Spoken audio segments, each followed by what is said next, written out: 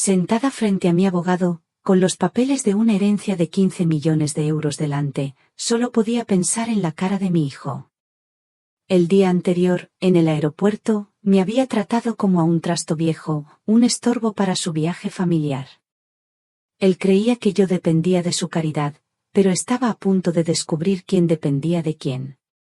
Van a arrepentirse mucho. Antes de continuar, suscríbete al canal y cuéntanos desde dónde estás escuchando en los comentarios. Mi nombre es Carmen. Tengo 69 años. Y mientras el piloto decía, bienvenida a bordo, señora. Es un honor tenerla en su propio avión, yo no pude evitar sonreír. Una sonrisa tranquila. Suave. La primera en mucho tiempo. El asiento de piel era cálido, y el murmullo del motor era casi una caricia. A mi lado, mi amiga Pilar leía una revista, tranquila.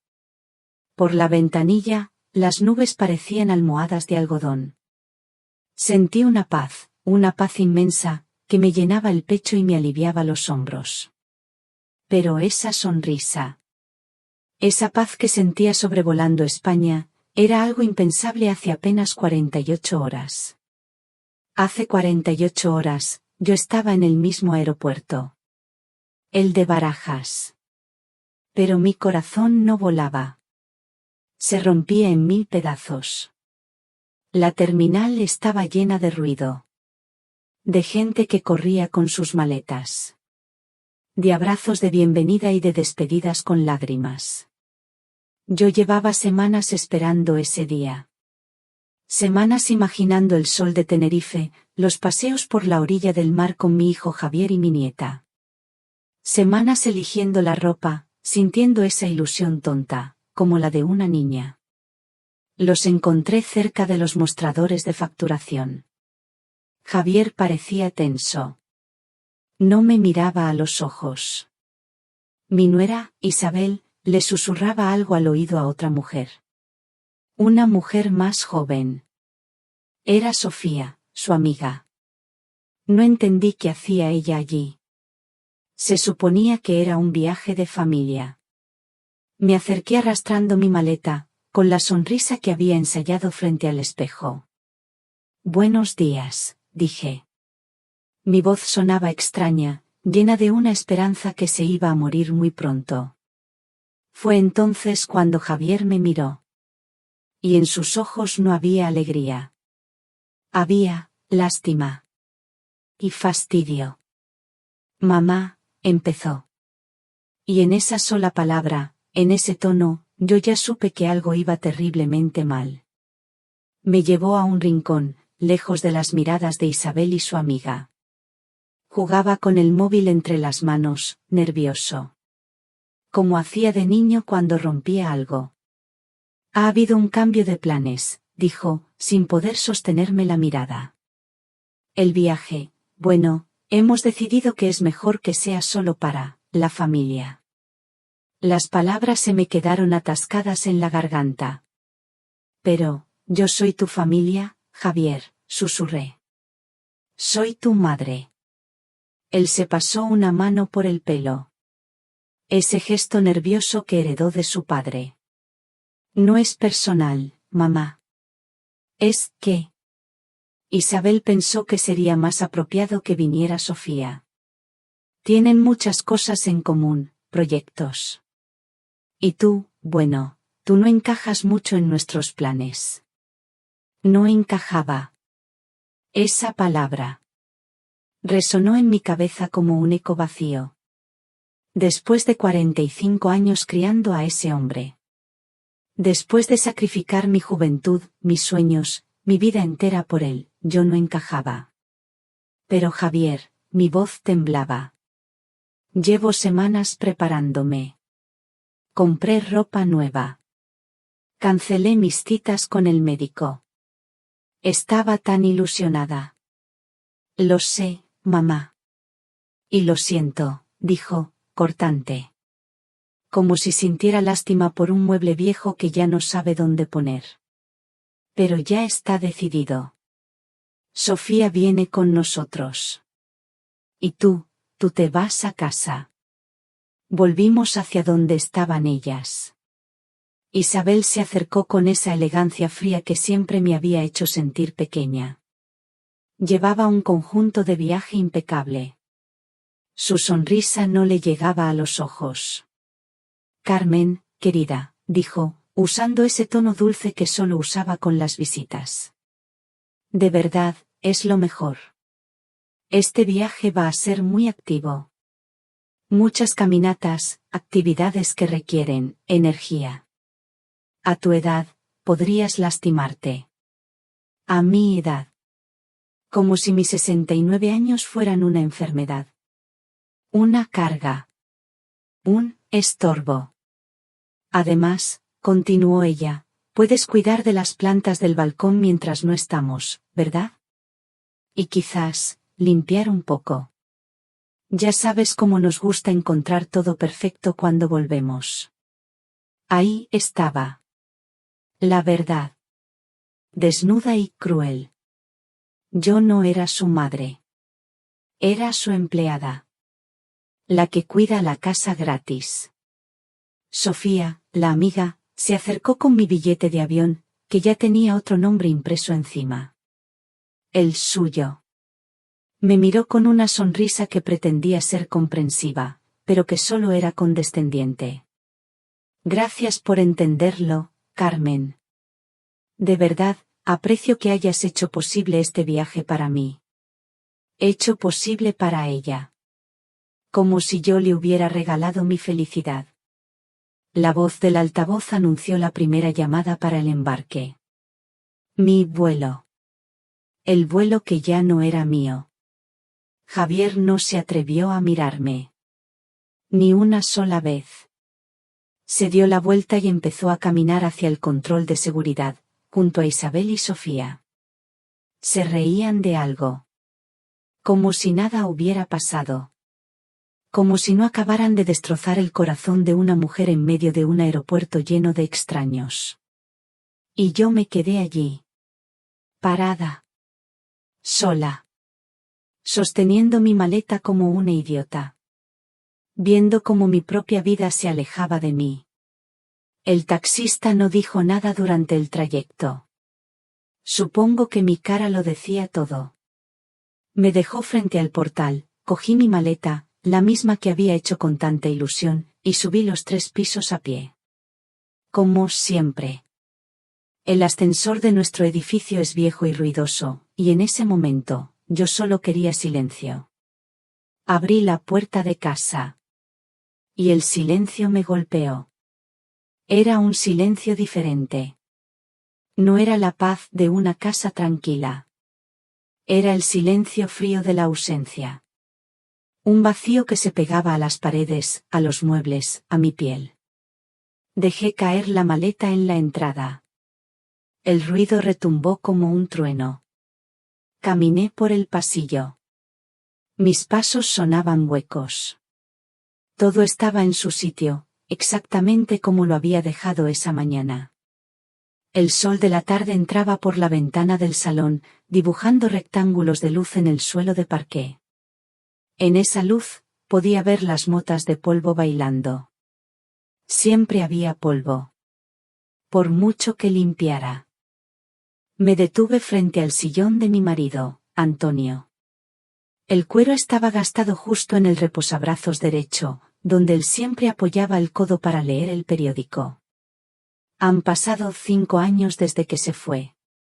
5 años. Al principio, el dolor era agudo, insoportable. Luego, se convirtió en una tristeza suave, una compañía constante. Pero hoy el dolor era nuevo otra vez. Agudo. Cortante. Porque hoy me sentía doblemente sola. Me senté en su sillón. El cuero crujió bajo mi peso, como un suspiro cansado. Desde allí, podía ver la foto de la boda de Javier e Isabel, enmarcada en plata sobre la estantería. Se les veía tan felices. Yo también estaba feliz ese día. Recuerdo que le preparé a Javier su plato favorito, cocido madrileño, la noche antes de la boda. Pasé horas en la cocina. Quería que se llevara el sabor de casa a su nueva vida. ¡Qué tonta! Quizás ese fue mi error. Darlo todo. Pensar que mi amor era suficiente. Vaciarme para que otros estuvieran llenos. Mi mirada se posó en la mesita auxiliar. Allí había un pequeño montón de cartas. Facturas, la mayoría. El agua, la luz, la comunidad. Javier pasaba una vez al mes a ayudarme con los papeles. Él se encargaba de todo. De las cuentas del banco, de pagar los recibos por internet. Tú no te preocupes por estas cosas, mamá, me decía. Tú ya has trabajado bastante. Y yo le creía. Confiaba en él. Ciegamente. Tomé el fajo de papeles. Eran sobres cerrados, con los logos del banco, de la compañía eléctrica. Me di cuenta de algo terrible. Yo no sabía cuánto dinero tenía. No sabía cuánto gastaba. Vivía de la pequeña pensión de viudedad que Javier gestionaba. Me daba un poco de dinero en efectivo cada semana, para mis gastos. Como si fuera una niña. Y yo nunca preguntaba. Nunca cuestionaba nada. Por no molestar. Por no ser una carga. Esa palabra otra vez. Una rabia sorda empezó a subir desde mi estómago. Una rabia fría, tranquila. No era contra Javier. Ni contra Isabel. Era contra mí misma. Contra la mujer en la que me había convertido. Pequeña. Invisible. Una mujer que pedía permiso para existir en la vida de su propio hijo. Me levanté del sillón. Ya no quería ser esa mujer.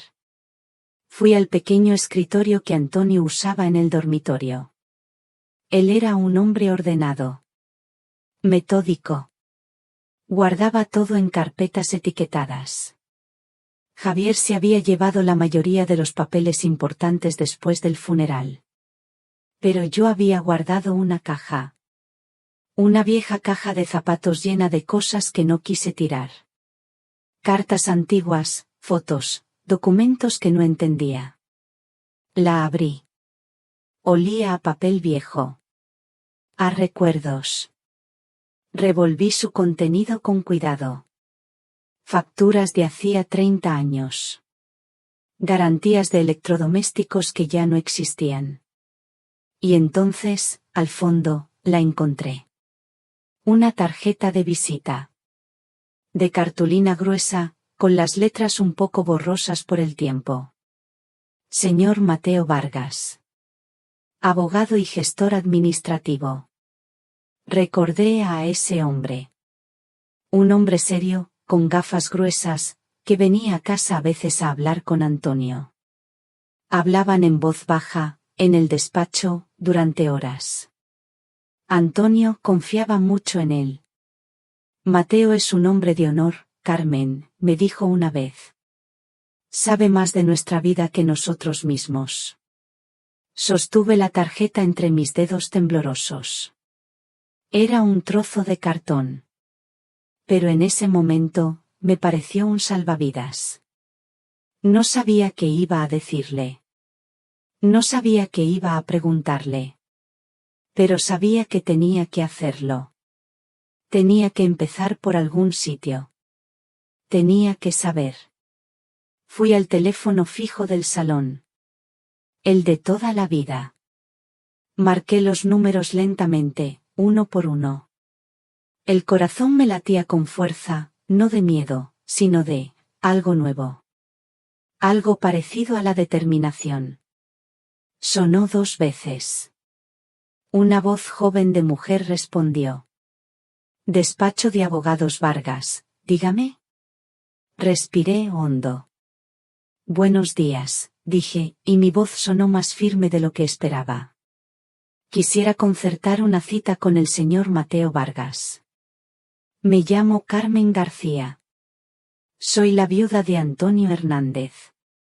La mañana siguiente me puse el único traje de chaqueta que tenía. Uno de color gris perla que me había comprado para la boda de una sobrina hacía 10 años. Me sentía extraña dentro de esa ropa, como disfrazada de otra persona. Una persona seria. Importante. El despacho del señor Mateo estaba en la calle Serrano. Un barrio de Madrid que yo solo conocía de pasar con el autobús. Edificios señoriales, con portales de mármol y porteros uniformados. El aire allí parecía diferente. Más caro. La oficina ocupaba un piso entero. Muebles de madera oscura, alfombras gruesas que ahogaban el sonido de mis pasos y un silencio imponente, que solo se rompía por el tic-tac de un reloj de pared. La secretaria, una mujer elegante de mi edad, me hizo pasar a un despacho enorme. Las paredes estaban cubiertas de libros encuadernados en piel. Detrás de una mesa de caoba maciza, se levantó un hombre mayor, con el pelo completamente blanco y las mismas gafas gruesas que yo recordaba. Señora Carmen, dijo, y su voz era grave y amable. Qué alegría volver a verla, aunque lamento las circunstancias. Siéntese, por favor. Me senté en una silla de cuero que parecía abrazarme. Me sentía pequeña. Nerviosa. No sabía por dónde empezar. Fue él quien rompió el hielo. He estado esperando su llamada durante 5 años, Carmen. Antonio me hizo prometer que no contactaría con usted a menos que usted diera el primer paso. Él quería darle su tiempo, y su espacio. No entiendo, señor Mateo, dije, y mi voz era apenas un hilo. Javier se encargó de todo el papeleo tras la muerte de Antonio. Yo pensaba que todo estaba en orden. El señor Mateo me miró por encima de sus gafas. Su mirada era compasiva, pero seria. Lo que Javier gestiona, con todo respeto, es solo la punta del iceberg. Es la parte visible que su marido construyó para llevar una vida modesta. Para que nadie sospechara. Se inclinó hacia adelante y juntó las manos sobre la mesa. Carmen, su marido, Antonio, no era solo un contable. Era un inversor brillante. Un hombre con una visión increíble. Durante más de 30 años, construyó en silencio un patrimonio considerable. Yo le miraba sin entender. ¿Patrimonio? Antonio y yo habíamos vivido siempre con lo justo. Una vida cómoda, sí, pero sin lujos. Un piso en un barrio obrero. Un coche utilitario que cambiábamos cada 10 años. Las vacaciones, siempre en un apartamento alquilado en la costa de Valencia. El abogado pareció leer mi mente. Antonio reinvertía cada euro que ganaba. Vivía con la sencillez de un monje para proteger lo que estaba construyendo. Y sobre todo, para proteger a Javier. ¿Proteger a Javier, de qué? Del dinero fácil, Carmen. Antonio tenía pánico de que Javier se convirtiera en un niño rico, un hombre blando que nunca luchara por nada. Quería que su hijo se hiciera a sí mismo, que fuera humilde y trabajador, antes de saber la verdad sobre su situación. El señor Mateo se levantó y se acercó a una caja fuerte disimulada en la pared. Sacó una carpeta de cuero grueso, casi tan grande como un libro, y la depositó sobre la mesa frente a mí. El sonido fue sordo. Definitivo. Murió antes de poder contárselo, dijo con voz suave. Y le dejó a usted, su única heredera, la decisión de cuándo y cómo revelarlo. Todo esto es suyo. Abrí la carpeta. Mis manos temblaban tanto que apenas podía pasar las páginas. Eran escrituras de propiedad. Certificados de acciones. Documentos legales que no entendía del todo, pero en los que mi nombre, Carmen García, aparecía una y otra vez. Leí nombres que me sonaban a lugares de vacaciones. Complejo Hotelero Las Américas, Tenerife. Apartamentos Vista Mar, Mallorca. Y luego, el nombre de una empresa. Canarias Charter, Sociedad Anónima. ¿Qué es esto?, pregunté, señalando el nombre con el dedo. Es la joya de la corona, respondió el señor Mateo. Una pequeña pero muy exitosa compañía de vuelos privados. Jets ejecutivos que cubren rutas entre la península y las islas, principalmente. Antonio la fundó con un socio hace 20 años. Sentí un mareo. Un jet.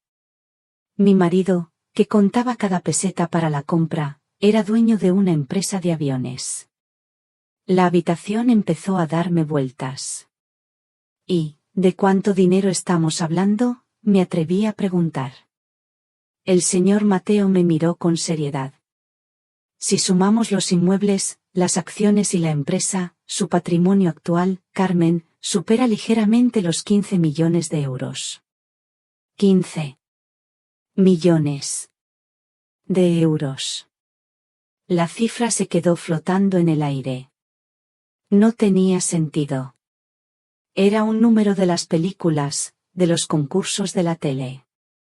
No tenía nada que ver conmigo. Con la mujer que contaba las monedas para el pan. Con la madre a la que su hijo le había negado un billete de avión de 200 euros. La imagen del aeropuerto volvió a mi mente. La cara de Javier. La sonrisa condescendiente de Isabel. Mi hijo, susurré. Él no sabe nada de esto. Absolutamente nada, confirmó el abogado. Él cree que su padre era un simple contable y que usted vive de una pensión mínima. Un frío glacial me recorrió la espalda. De repente, las acciones de Javier ya no parecían solo un acto de crueldad o desconsideración. Parecían otra cosa. Algo peor. El control sobre mis cuentas. La gestión de mi pequeña pensión. ¿Era solo por ayudarme? ¿O era para mantenerme dependiente? Para asegurarse de que la pobre viuda nunca levantara la cabeza. Precisamente, por un viaje con mi hijo estoy aquí, dije, y le conté lo que había pasado en Barajas. El viaje a Tenerife. El billete cancelado. Tú no encajas. El señor Mateo escuchó en silencio, con el rostro cada vez más serio. Cuando terminé, se quedó pensativo un momento. Luego, cogió el teléfono. Un momento, por favor, dijo. Marcó un número y habló en voz baja. Mientras esperaba, miré por la ventana. Abajo, en la calle Serrano, la gente caminaba deprisa, con sus trajes caros y sus maletines de cuero. Un mundo que no era el mío. O quizás, sí lo era. Y yo no lo sabía. El abogado colgó. Me miró con una expresión extraña, una mezcla de sorpresa e ironía. Carmen, a veces la vida tiene un sentido del humor muy peculiar, dijo lentamente. Acabo de confirmar los detalles. La familia de su hijo, Javier, está volando ahora mismo hacia Tenerife. Y se alojarán, durante una semana, en el complejo hotelero Las Américas. Hizo una pausa antes de rematar. Uno de los hoteles del que, desde hace 5 años, usted es la propietaria principal. Me quedé sentada en esa oficina, mirando la carpeta de cuero sobre la mesa. Mirando por la ventana a esa calle llena de gente rica. Y por primera vez, no me sentí pequeña. Me sentí extraña. Era una madre a la que acababan de humillar. Y al mismo tiempo, era una de las mujeres más ricas que conocía. Una pregunta daba vueltas en mi cabeza, una y otra vez. ¿Qué hago ahora? Si estuvieran en mi lugar, ¿qué harían? Por favor, compartan sus pensamientos en los comentarios. Me gustaría mucho saber qué piensan. Salí del despacho del señor Mateo como si flotara. Las calles de Madrid, el ruido de los coches, las caras de la gente, todo me parecía irreal, como una película que estuviera viendo desde muy lejos. No volví a casa. No podía. La casa estaba demasiado llena de silencio y de la mujer que yo había sido hasta hacía unas horas. Caminé sin rumbo, con la pesada carpeta de cuero bajo el brazo. Al final, terminé sentada en un banco del Parque del Retiro, viendo a los niños dar de comer a los patos en el estanque. Necesitaba hablar con alguien. Pero no con cualquiera. Necesitaba a la única persona en el mundo que nunca me había mentido. La única que se había atrevido a decirme, hace años, que mi nuera Isabel era más falsa que un billete de 6 euros. Saqué el móvil y busqué su nombre. Pilar. Pilar y yo somos amigas desde que teníamos 20 años. Desde antes de los maridos, de los hijos, de las vidas que nos envolvieron y nos cambiaron. Ella es viuda, como yo. Pero Pilar es diferente. Siempre ha sido un roble. Una mujer directa, con los pies en la tierra. Contestó al segundo tono. Carmen, ¿qué pasa? Pensaba que estarías ya volando hacia el paraíso. Su voz sonaba alegre, un poco burlona. Hola, Pilar, dije. Y la voz se me rompió. No estoy volando a ningún sitio. Estoy en un banco del Retiro. Se hizo un silencio al otro lado. Inmediatamente, su tono cambió. ¿Qué ha pasado?, preguntó, seria. ¿Estás bien? Y entonces, se lo conté todo. Las palabras salieron a borbotones, tropezando unas con otras. La humillación en el aeropuerto. La vuelta a casa. La tarjeta del señor Mateo. La cita en la calle Serrano. Los 15 millones de euros. Los hoteles. La empresa de aviones. El viaje de Javier a mi propio hotel. Pilar escuchó sin interrumpir. Dejó que vaciara toda la incredulidad, toda la rabia y todo el dolor que llevaba dentro. Cuando terminé, solo se oía mi respiración agitada. Madre mía, susurró Pilar. Madre mía, Carmen. Siempre supe que tu Antonio era un hombre listo, pero esto es de película. Hizo una pausa. Y siempre supe que tu nuera era una víbora, pero esto ya es de ser mala persona. ¿Qué hago, Pilar?, le pregunté, sintiéndome otra vez como una niña perdida. Estoy tan confundida. Una parte de mí quiere llamar a Javier ahora mismo y gritarle. Gritarle hasta quedarme sin voz. No, dijo Pilar, con una firmeza que me devolvió al presente. No. Eso es exactamente lo que no vas a hacer. ¿Por qué no? Se lo merece.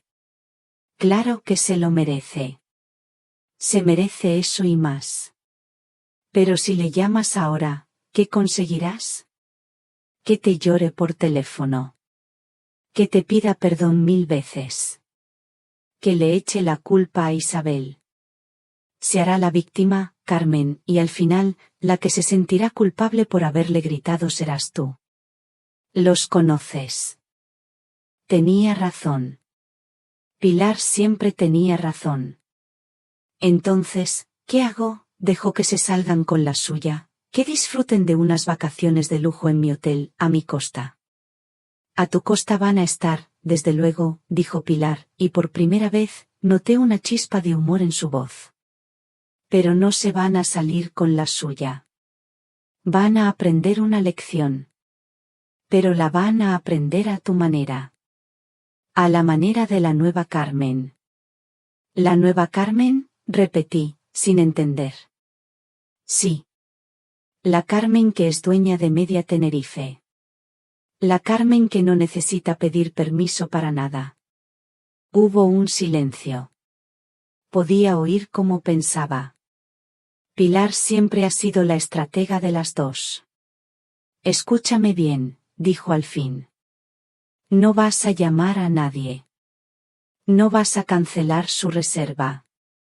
No vas a decir ni una palabra. Vas a dejar que lleguen al hotel. Que deshagan sus maletas. Que se pongan el bañador. ¿Y luego qué? Pregunté, intrigada. Y luego, apareces tú. La idea era tan audaz, tan diferente a mí, que me quedé sin habla. Carmen, continuó Pilar, su voz llena de energía. No te presentes allí como una madre abandonada que viene a pedir explicaciones. Tienes que aparecer como lo que eres. La dueña. Una reina. Y no vas a ir sola. Voy contigo. ¿Qué? Pilar, no. Ni se te ocurra decir que no. Llevo 5 años diciéndote que tenemos que hacer un viaje juntas. Pues mira, ya tenemos destino. Y por lo que parece, el transporte y el alojamiento corren de tu cuenta.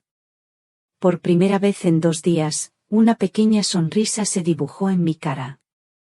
Una sonrisa de verdad. De acuerdo, dije. Bien, respondió ella. Ahora cuelga el teléfono y llama a tu abogado. Y a ese tal Carlos Ruiz, el director de tu empresa de aviones. Diles que necesitas 2 billetes en uno de tus jets para mañana por la mañana, con destino a Tenerife Sur. ¿2 billetes? Sí. Para ti y para tu asesora personal, dijo, con un tono divertido. Y diles también que quieres organizar una bienvenida especial para unos huéspedes en el Hotel Las Américas. Unos tales Javier Hernández e Isabel Martínez. Asegúrate de que sepan que todos los lujos que reciban, cada botella de champán, cada cena, son cortesía de la nueva propietaria. Colgué el teléfono. Miré la carpeta de cuero que descansaba a mi lado, en el banco del parque. Ya no me parecía tan pesada. Saqué el móvil de nuevo. Ya no me temblaban las manos. Busqué el número del señor Mateo. Y por primera vez en mi vida, no llamé para pedir ayuda.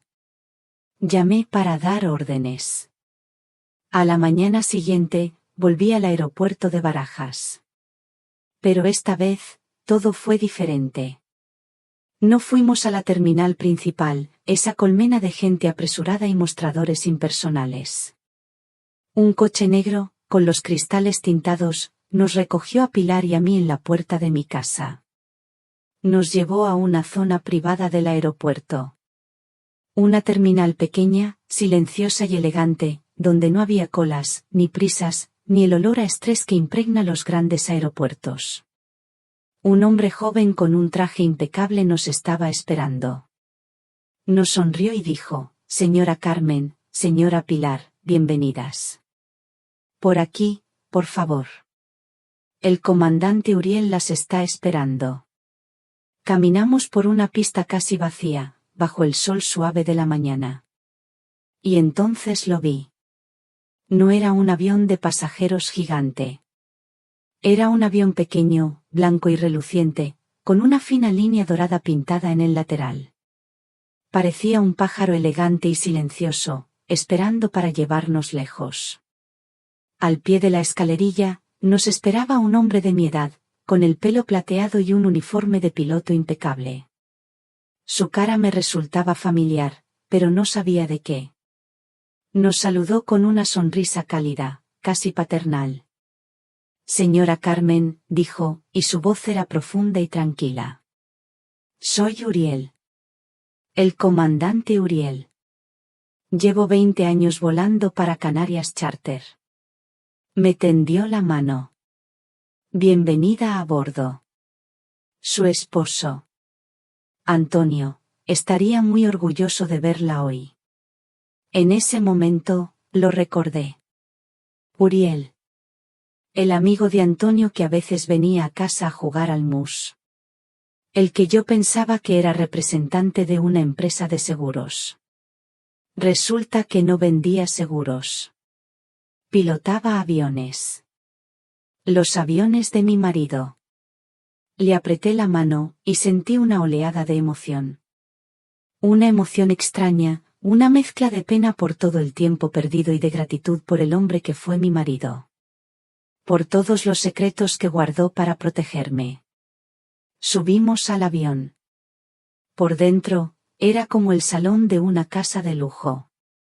Solo había 4 asientos de piel color crema, una mesita de madera pulida y una pequeña cocina al fondo. Todo olía a nuevo, a limpio. Nos sentamos una frente a la otra.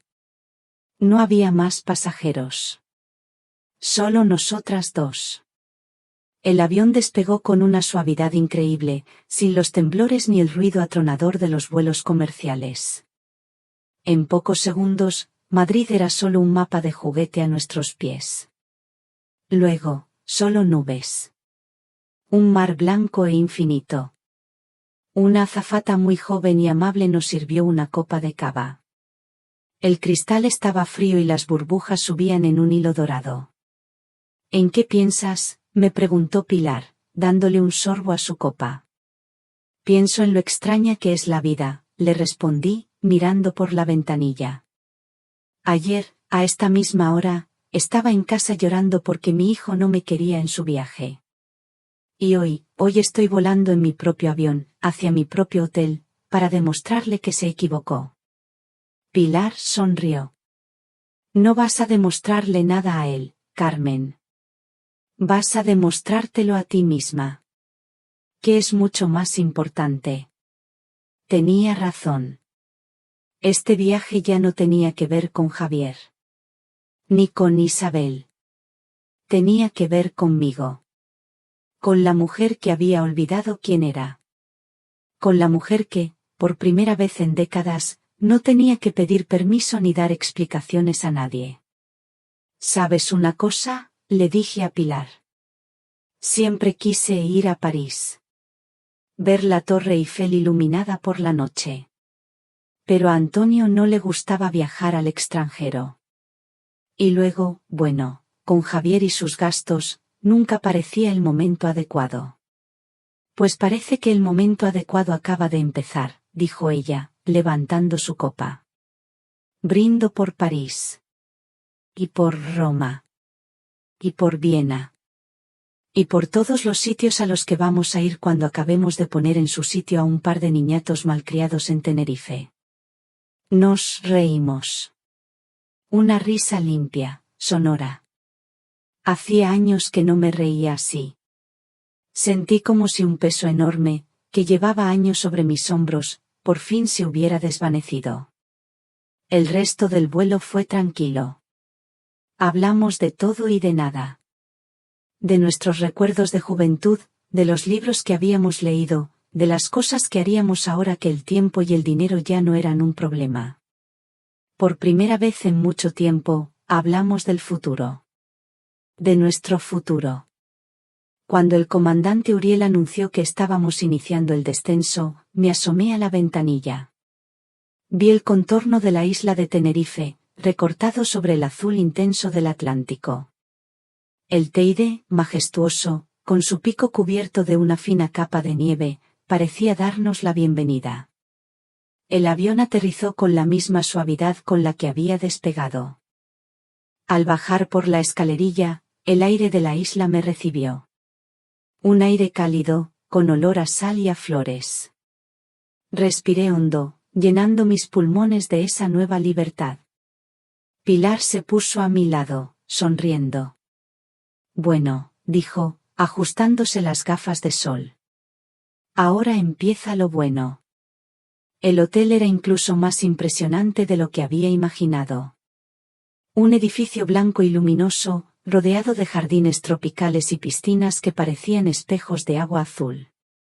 Nos asignaron una suite en la planta más alta.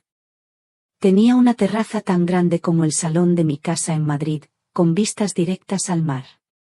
Sobre una mesa de cristal, nos esperaba una botella de champán enfriándose en una cubitera de plata y un frutero lleno de mangos, papayas y otras frutas exóticas.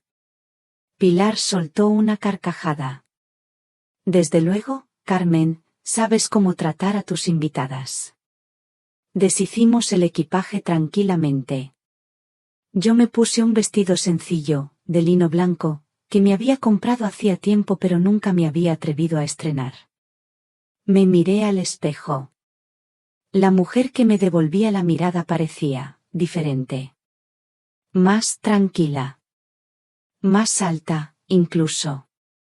Al atardecer, bajamos a la terraza principal del hotel. Un espacio abierto, lleno de sofás cómodos y bugambillas de colores intensos, desde donde se veía el sol empezar a hundirse en el océano. Pedimos 2 cócteles. El mío era dulce, con sabor a piña y coco. Sostenía el vaso frío entre mis manos y observaba el cielo. El sol pintaba las nubes de tonos naranjas, rosas y violetas. Era uno de los atardeceres más bonitos que había visto en mi vida. Me sentía completamente en paz.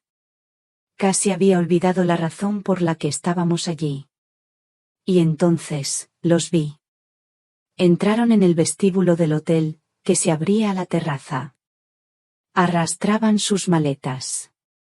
Javier parecía cansado del viaje. Isabel miraba todo con aire crítico, como si estuviera evaluando si el hotel estaba a la altura de sus expectativas. Y Sofía, su amiga, sacaba fotos con el móvil a cada palmera. Pasaron a pocos metros de nuestra mesa. Ninguno de nosotras dijo nada. El tiempo pareció detenerse. Javier fue el primero en vernos. Se quedó paralizado. Su cara pasó del cansancio a la incredulidad total en una fracción de segundo. La boca se le abrió ligeramente. Isabel, al ver la expresión de su marido, siguió su mirada. Cuando sus ojos se encontraron con los míos, su rostro se convirtió en una máscara de hielo. Se puso pálida. Tan pálida que pensé que se iba a desmayar allí mismo. Sofía fue la última. Dejó de hacer fotos y nos miró, confundida. Luego, pareció comprender. Sus mejillas se tiñeron de un rojo intenso y bajó la mirada, de repente muy interesada en las baldosas del suelo. El silencio se podía cortar con un cuchillo. Un silencio incómodo, pesado. Podía oír el hielo de mi cóctel tintineando contra el cristal. Yo no me moví. No sonreí.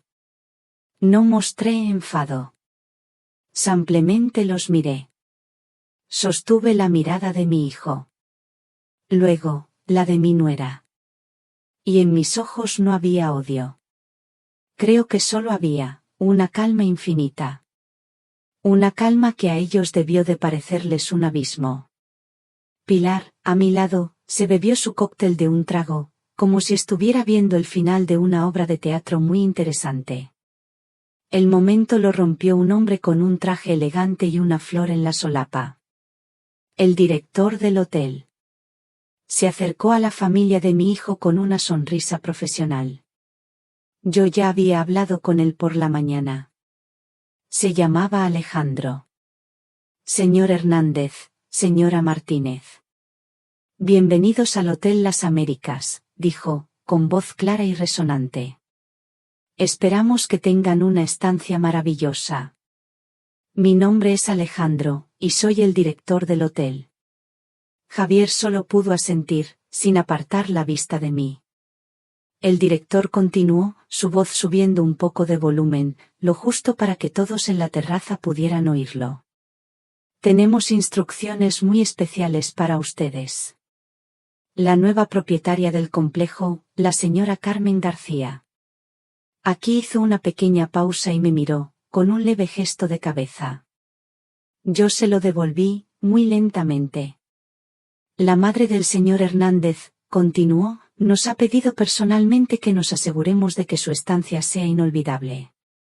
Por ello, hemos mejorado su reserva a nuestra mejor suite, la suite real. Pude ver cómo Isabel abría los ojos como platos. Además, prosiguió Alejandro, imperturbable, durante toda su estancia, todos sus gastos en nuestros restaurantes, bares, y en el spa, serán cargados directamente a la cuenta personal de la señora García. Considéralo un regalo de bienvenida. El director sonrió ampliamente. Disfruten de la generosidad de su madre, señor Hernández. Si necesitan cualquier cosa, no duden en pedírmelo. Ahora, si son tan amables de seguirme, les acompañaré a su suite. Javier no se movió. Estaba petrificado. Parecía un niño al que hubieran pillado en una mentira terrible. Isabel, por su parte, parecía haber encogido. La mujer altiva y elegante del aeropuerto había desaparecido. En su lugar, había una mujer pálida y asustada. Sofía solo deseaba que la tierra se la tragara. Alejandro esperó un momento, paciente. Al final, Javier logró mover los pies y empezó a seguirle, arrastrando la maleta como si pesara una tonelada. Isabel y Sofía le siguieron como dos sombras. Ninguno de los tres volvió a mirarme. Cuando desaparecieron por el pasillo, me llevé el cóctel a los labios y di un sorbo. El sabor dulce y frío me supo a gloria. Pilar se echó a reír en voz baja. Bueno, dijo. Creo que han recibido el mensaje. Yo no dije nada. Simplemente me giré, y seguí contemplando el atardecer. El sol ya casi había desaparecido. Y en el cielo, empezaban a brillar las primeras estrellas. A la mañana siguiente, me levanté temprano. Pilar todavía dormía. Me puse un vestido ligero y bajé a la playa antes de que el sol empezara a calentar de verdad. La arena estaba fresca bajo mis pies descalzos. Las olas llegaban a la orilla con un murmullo suave, rítmico. Caminé despacio, dejando que el agua salada me mojara los tobillos. Era la primera vez en muchos años que sentía esa paz. La paz de no tener que hacer nada. De no tener que cuidar de nadie. Simplemente, estar. Sabía que vendría. Y no tardó en aparecer. Lo vi acercarse por la orilla. Caminaba de forma torpe sobre la arena, con los zapatos de vestir en la mano. Parecía no haber dormido en toda la noche. Tenía ojeras y la cara de un hombre derrotado. Se detuvo a un par de metros de mí. Guardamos silencio un momento, escuchando solo el sonido del mar. Mamá, dijo al fin. Su voz sonaba ronca. Rota. Tenemos que hablar. Yo no me giré para mirarle. Seguí con la vista fija en el horizonte. Ahora si quieres hablar, Javier. Qué curioso. Por favor, suplicó. Se acercó un paso más. Mamá, lo siento. De verdad. Lo que pasó en el aeropuerto fue un error terrible. No sé en qué estábamos pensando. ¿Estábamos? Pregunté, con calma. ¿O era Isabel la que pensaba por los dos, como siempre? Él no respondió. Ese silencio fue su respuesta. Mamá, por favor, mírame, pidió. Me giré lentamente y lo miré. A mi hijo. Al hombre de 45 años que tenía delante. Y por primera vez, no vi al niño que había criado. Vi a un extraño. Un hombre débil, que había permitido que su mujer humillara a su propia madre. No entiendo nada, dijo, desesperado. El hotel, el avión. ¿Cómo es posible? Papá era un contable. Nunca tuvimos dinero. Tu padre era muchas cosas que tú nunca supiste, Javier. Y por lo visto, yo también. Pero, ¿por qué no nos lo dijiste? ¿Por qué has vivido como si no tuvieras nada? La pregunta me dolió. Pero no de la forma que él esperaba. Me dolió por él. Por su ceguera. Porque tu padre quería que fueras un hombre de provecho, no un niño mimado. Y yo, Yo seguí viviendo así porque no sabía que existiera otra cosa. Hasta que tú e Isabel me abristeis los ojos en ese aeropuerto. Me hicisteis un favor, ¿sabes? Me recordasteis que mi vida también era mía. Las lágrimas empezaron a correr por sus mejillas. Mamá, perdóname. Por favor. Isabel también lo siente.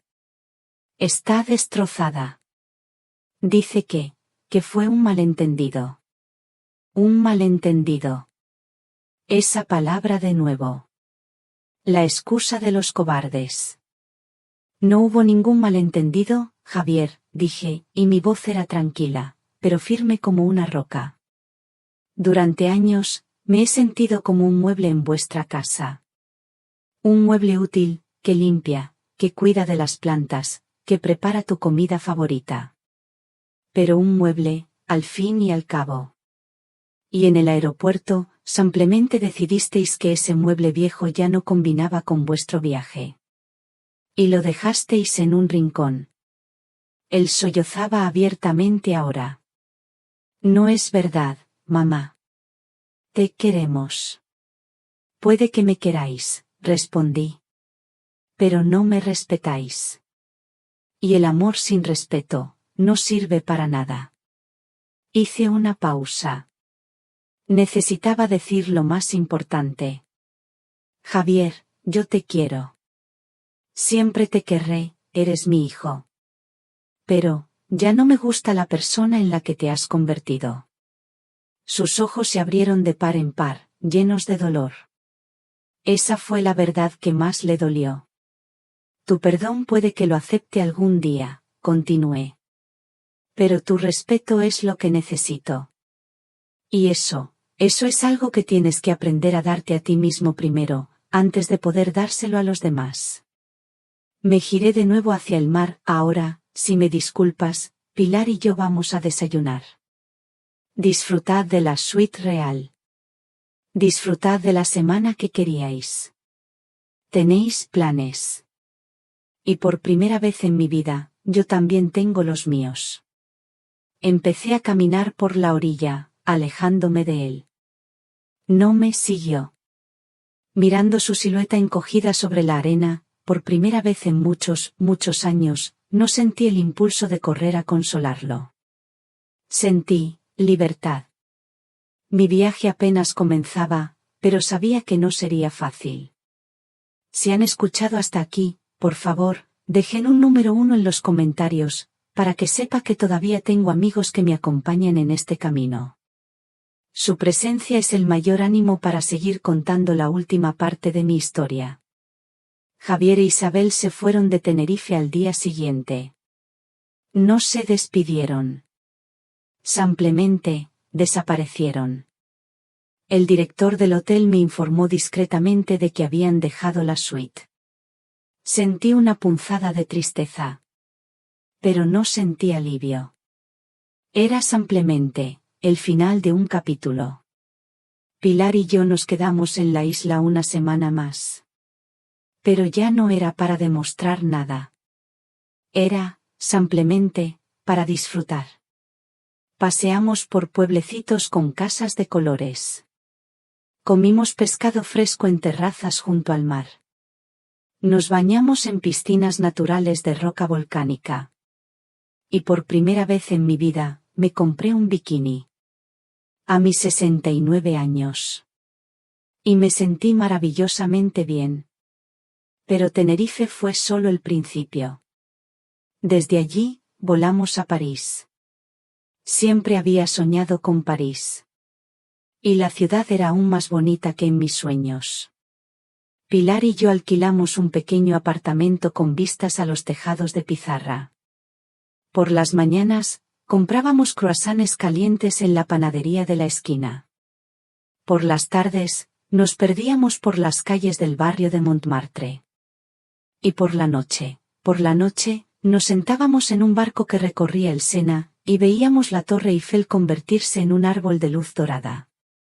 Era pura magia. Después de París, fuimos a Roma. Comimos pasta en pequeñas trattorias, Lanzamos una moneda a la Fontana di Trevi y nos quedamos sin aliento dentro del Coliseo, imaginando las historias que aquellas piedras viejas podrían contar.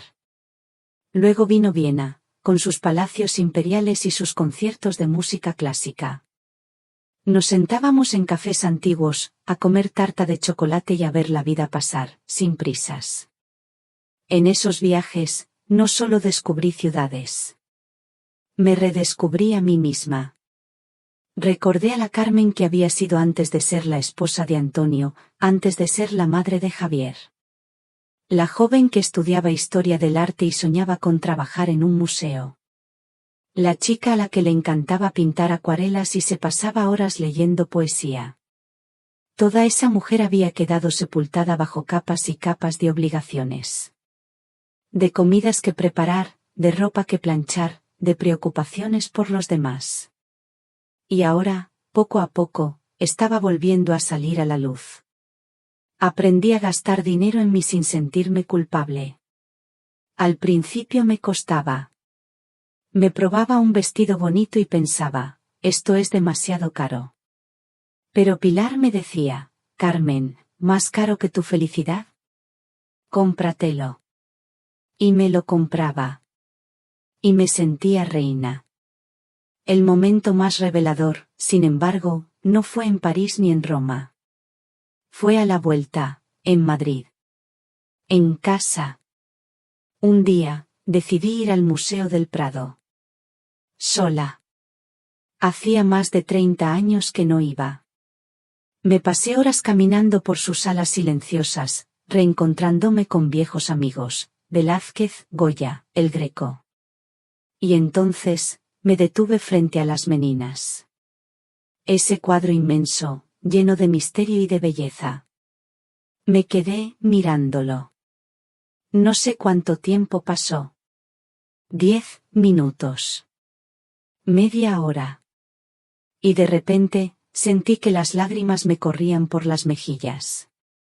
No lloraba de tristeza. Lloraba de emoción. De darme cuenta de toda la belleza que me había estado perdiendo. De todo el tiempo que había pasado mirando hacia adentro, a mi pequeña familia, a mis pequeñas preocupaciones, en lugar de mirar hacia afuera. Hacia el mundo. Esa tarde, sentada en un café, se lo conté a Pilar.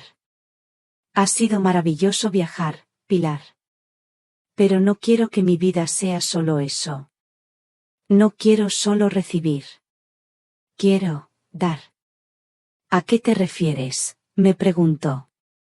Pienso en todas las mujeres como yo, le expliqué. Mujeres de nuestra edad que se han pasado la vida cuidando de otros. Que se han hecho invisibles. Que dependen de sus maridos o de sus hijos. Mujeres que un día se levantan y se dan cuenta de que no saben quiénes son. Quizás yo puedo hacer algo por ellas. Una idea, pequeña al principio como una semilla, empezó a germinar en mi mente. Ya no se trataba de mi dolor. Se trataba de transformar ese dolor en algo útil. En algo bueno. Se trataba de construir. Ha pasado un año desde aquel día en Tenerife. Y a veces, cuando pienso en la mujer que era, me cuesta reconocerme. Lo primero que hice fue vender el piso de toda la vida.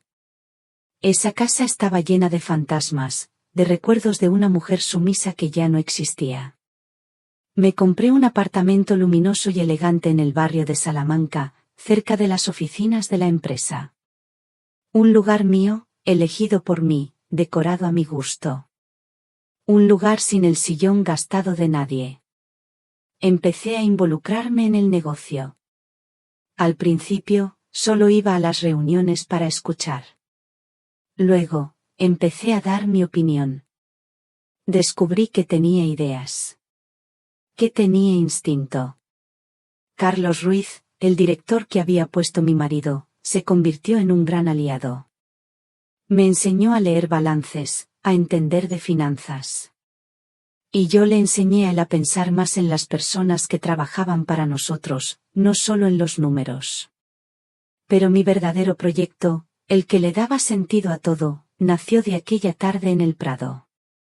Con la ayuda del señor Mateo y un equipo de profesionales, creé la Fundación Carmen. Nuestro objetivo es sencillo: ayudar a mujeres mayores de 60 años que se encuentran en situaciones de dependencia. Mujeres que, como yo, se han hecho invisibles para sus familias y para la sociedad. Les ofrecemos asesoría legal gratuita para que conozcan sus derechos. Apoyo psicológico para que recuperen su autoestima.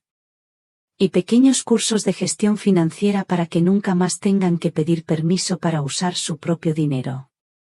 El día de la inauguración de la sede, di un pequeño discurso. No hablé de millones ni de empresas. Hablé de mi historia. De cómo una humillación en un aeropuerto se convirtió en la mayor oportunidad de mi vida. Hablé del silencio, de la soledad, y de la importancia de tener una amiga como Pilar que te recuerde quién eres. Al terminar, muchas mujeres se acercaron a abrazarme, con lágrimas en los ojos. Eran sus lágrimas, pero también eran las mías. Mi relación con Javier ha cambiado. Viene a verme una vez por semana. Ya no viene a gestionar mis papeles. Viene a tomar un café. Hablamos. A veces, discutimos. Pero ahora me escucha. Sé que ha empezado a ir a terapia. Intenta entender cómo llegó a convertirse en el hombre que era. Es un camino largo para él. Pero al menos, ha empezado a caminar. Isabel tardó más. Un día, apareció en la oficina de la fundación. Sin avisar. Se la veía nerviosa. Ya no llevaba esa máscara de superioridad. Parecía frágil. Carmen, me dijo. He estado leyendo sobre el trabajo que hacéis aquí. Es increíble. Yo esperé en silencio. Sé que un lo siento no arregla nada, continuó, con la voz temblorosa. Pero, me gustaría saber si podría ayudar en algo. Como voluntaria. La miré durante un largo rato. Vi en sus ojos un atisbo de arrepentimiento verdadero. Pero también sabía que la confianza, una vez rota, no se remienda con palabras. El respeto, Isabel, le dije con calma. Se demuestra con hechos, no con discursos. El tiempo dirá. No le dije que sí. Pero tampoco le dije que no. Le di la oportunidad de demostrar si la mujer que tenía delante era, por fin, real. Ahora mismo, escribo esto desde la cubierta de un pequeño yate que navega tranquilamente por las aguas turquesas de Menorca. Pilar está a mi lado, leyendo un libro bajo el sol de la tarde. El mar está en calma. Y yo, también. Mi móvil ha vibrado hace un momento. Era un mensaje. Una mujer de 75 años, de un pueblo de Galicia, a la que la fundación ayudó a recuperar la casa que sus hijos le habían quitado. Me mandaba una foto de su jardín, lleno de hortensias azules. Gracias por devolverme mis flores, Carmen, decía. Sonreí. Este era mi nuevo patrimonio. Un jardín de flores en Galicia. Ayer hablé con Javier. Su voz sonaba diferente. Más tranquila. Más madura. Me contó que Isabel lleva 6 meses trabajando como voluntaria en la fundación. En silencio. Con humildad. Dice que están aprendiendo a hablar de nuevo. A respetarse. Al final de la llamada, me dijo algo que se me quedó grabado. Gracias, mamá. Gracias por no haberme abandonado. Pero, sobre todo, gracias por no haberte abandonado a ti misma. Creo que por fin, mi hijo ha empezado a entenderme. Miro el sol, que empieza a caer sobre el mar. El cielo se tiñe de colores anaranjados y dorados. Y mientras lo miro, pienso en todo lo que he aprendido en este tiempo. En las lecciones que me ha regalado esta segunda vida. Aprendí que el amor más grande que podemos dar a nuestros hijos no es el sacrificio de nuestra propia vida, sino el ejemplo de una vida vivida con plenitud y con dignidad. Aprendí que los hijos deben entender que sus padres también tienen un corazón propio, una historia propia y unas heridas que sanar. Y que el respeto no es una opción que se ofrece. Es la base sobre la que se construye todo lo demás. Y finalmente, aprendí algo sobre el mundo. Este mundo que a veces intenta valorarte por lo que tienes en el banco. Descubrí que tu verdadero valor no reside ahí. Reside en quién eres cuando crees que no tienes nada, y en quién eliges ser cuando lo tienes todo en tus manos. El sol se hunde lentamente en el horizonte. No lo veo como un final. Lo veo como una promesa. La promesa de un nuevo amanecer. A mis 71 años, con el sabor de la sal en los labios y la brisa del mar en el pelo, puedo decir con total certeza, que mi vida, la de verdad, no ha hecho más que empezar. Y aquí termina la historia de Carmen. ¿Qué piensan de su decisión final? ¿Habrían hecho algo diferente en su lugar? Por favor, compartan sus reflexiones en los comentarios. Siempre leo cada una de sus palabras. Si esta historia les ha hecho pensar o sentir algo especial, no olviden dejar un me gusta, compartirla con alguien a quien crean que también podría emocionar, y por supuesto, suscribirse al canal para no perderse los próximos relatos. Nos encontramos en la próxima historia. Y quién sabe, quizás la próxima vez, el protagonista, seas tú.